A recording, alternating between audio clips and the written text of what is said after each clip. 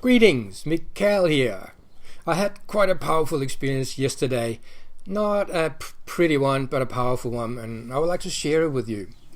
I was out driving in the four-wheel drive on the sand dunes down by the beach, and I drive along this, and there's a point where there's a bit of a lean to it and a lot of sand.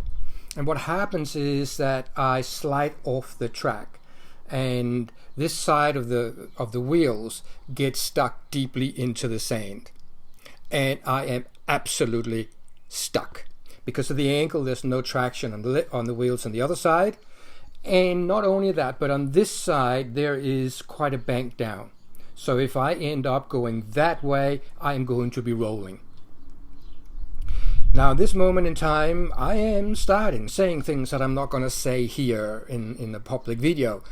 But I'm starting basically abusing myself. I'm getting really angry with myself for being so freaking stupid of landing myself in this situation in which I cannot see any way out of. Now let's backtrack an hour. I was feeling stuck in my life and part of my business. And I decided to get on a call with one of my coaches to get some support with that. And in this call, my coach helps me uncover that there is some hidden anger there that I wasn't aware there was there. And it kind of comes out, not what it is or where it is, but there is something there. And he gives me the task to go down to the beach and look at the Pacific Ocean and just express that and just get rid of that and get it out of the system. So that's why I was down on the beach.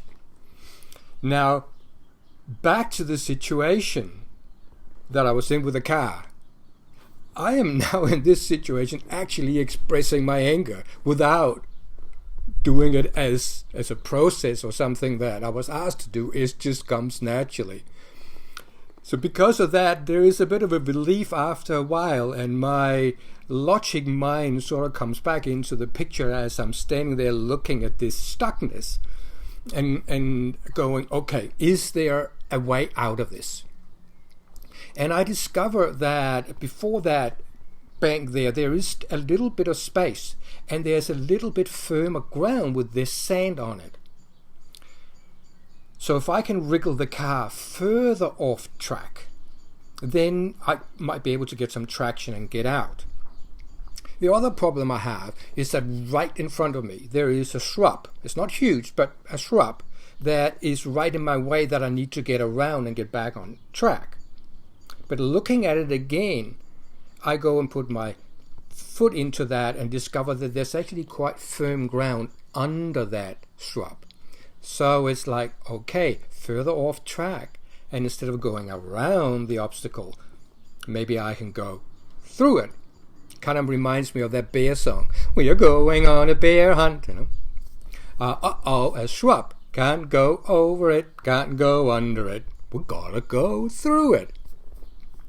So for a moment there I go, okay, there is a possible way out of there. And I get back in the car and I manage to wriggle it out so I get a bit of traction on those wheels.